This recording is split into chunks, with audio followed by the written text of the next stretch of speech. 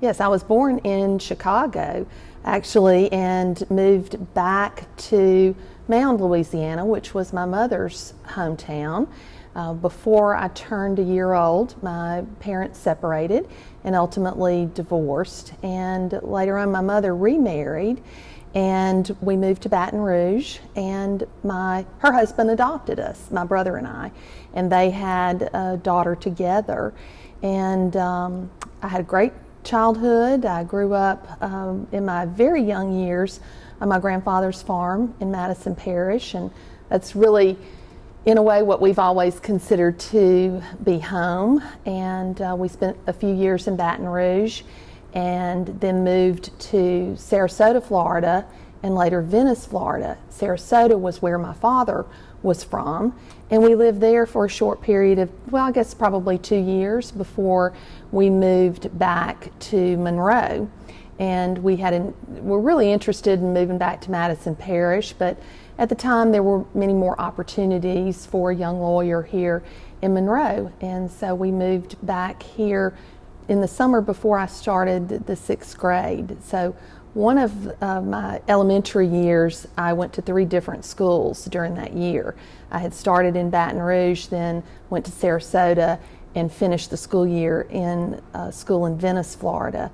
And so I learned really at a young age how to make friends easily, and how to adapt. I found myself oftentimes coming in to a new school and being the new kid, which is a hard place to be. So I learned early on to adapt, and as I said, I had just a great childhood. I went to public schools here in Monroe and graduated from Ouachita Parish High School, then went on to LSU for undergraduate. I have an accounting degree from LSU and went straight into law school and graduated from law school in 1985. My father was Judge Michael S. Ingram, and he was a lawyer here in Monroe and served on the 4th Judicial District Court bench for 18 years before he passed away. My mother was Susan Woodyer Ingram, and she, for the most part, was a homemaker during her life, and she was originally from Mound. My brother's a year older. His name is Scott, and he lives in West Monroe with his family, and my sister is 9 years younger than I am, and her name is Meryl Ingram. She is a paralegal in Baton Rouge. Well, I'm married. My husband and I will have been married 20 years next April, and I have a stepson. My husband was married before and had a son. My stepson's 29, and he lives in Baton Rouge. He is a drug rep for a company, and then we have a son together who is 16, and he's going to be a junior in high school. I never practiced as an accountant.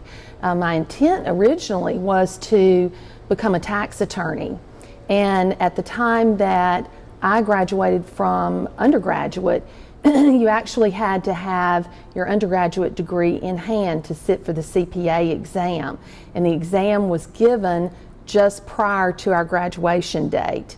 So by the time it came around again in November, I was already in my first semester in law school, and so I put it off like most of my classmates did, and by the time I reached the end of law school, I had changed my mind and didn't want to practice tax law anymore. I had been a member of the Moot Court Board and a Flory trial finalist, and just really found a love for trial work, and I knew I was going to take a different direction than what I initially intended to do. Right after graduation, I went to Shreveport. I clerked at the Second Circuit Court of Appeal. My first position there was on their central staff, which handled all of the criminal appeals and the criminal and civil writs. I spent a year there doing that work, and then stayed with the court, but went to clerk for the chief judge, who was Pike Hall, and he later became a justice of the Supreme Court. I left my clerking position and came home to Monroe and joined the law firm of Theus Grisham Davis & Lee as an associate. Well, I decided to run for judge because I really thought that it was something that I was called to do. I was initially approached by several lawyers in the community who thought it was time to have a woman on the bench here. It was interesting because all of the parishes that are outside of our district, Ouachita and Morehouse, had women on their bench and had them on the bench for some time. And we did not have that here, and so there was an interest in the community and a strong viewpoint that it was time.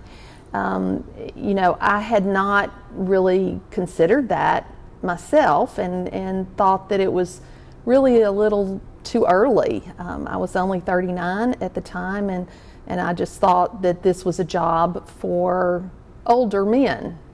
And initially I resisted and thought that, I still had a lot to offer in private practice, but I felt very compelled. I felt called to this work, and particularly with respect to the work in drug court.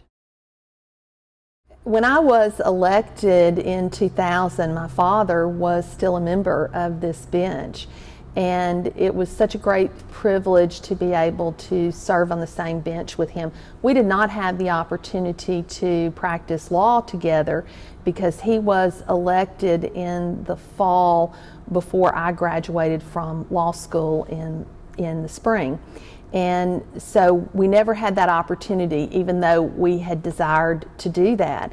And so being on the same bench with him was just a tremendous experience. I absolutely adored my father, and in my eyes he could do no wrong, and I thought that the community very much respected him, not only as a person but a jurist, and so to be able to follow in his footsteps was a great opportunity for me. Well, I think one of the changes in drug court when I came on board, again, my philosophy really is that we have rules. I like to play by the rules, and we stick to the rules. And so you have certain rules in drug court, things that you're supposed to do and things that you're not supposed to do. I liken it to being like a parent.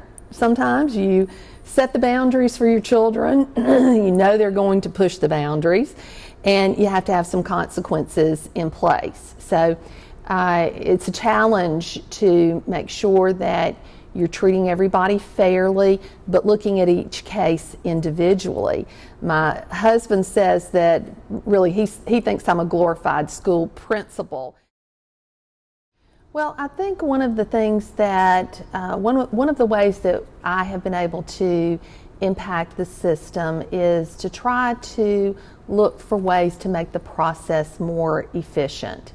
And you can't compromise the human part of it for efficiency, but I do not hold to the viewpoint that we should keep doing things because that's the way we've always done it. In fact, that's one of my pet peeves. I really think that as judges, we should be looking at ways that we can always improve what we're doing. And so I've brought things to the court, such as the hearing officer system that we have now, and I worked in conjunction with members of the bar locally to establish that system, bringing in other specialty courts, like starting the juvenile drug court, starting the DWI courts, and expanding the drug courts that we have. I also, as chief judge, started a criminal case policy board, which is just a mechanism for the court to meet with other agencies involved in the criminal justice system so that we can work to find solutions to the problems that we have in processing cases efficiently through the system. And those are things that I'm actually really interested in, the management aspect of how you run a court. Being the first female judge on this bench is, I maybe I haven't thought about that in a while. I know that when I was running and I was elected, there were a lot of people who were naturally supporting me because they thought that was important. It wasn't the base for my campaign. And I think probably like most women, I didn't want to be elected just because I was a woman. I wanted to be elected on my qualifications and on my merit, and that was the focus of my campaign. I do think, and particularly since I've been reflecting back in preparation for this interview, I think that it certainly was historically significant, and I have tended throughout my career to be the only woman in a group of men. And it's a place that I'm really comfortable in, and so many times I think I forget that it is historical and it is groundbreaking, and that there are others coming after me who the way is a little easier because of what I've done. One of the things that I enjoy the most about what I do now is adoptions. I have the great privilege of presiding over usually between 70 and 80 adoptions every year. And to see children, particularly that I have removed from their parents' custody and child in need of care proceedings, and seeing just the deplorable conditions that they've been in and the abuse that they have suffered, to see them put with a loving family and to see how they grow and just blossom is so rewarding. And that's probably the most favorite thing that I do. And I would characterize myself as maybe a strict interpreter of the law. I don't see expansive viewpoints. I think that's more a function of the legislature. I think a judge's job is to, determine what the law is within the context of the facts that you have, and not look for ways to expand what the law is or what it was intended to be. I would like to be remembered as a woman of faith. I would like to be remembered as someone who always saw the good in other people. I would like to be remembered as someone who was fair.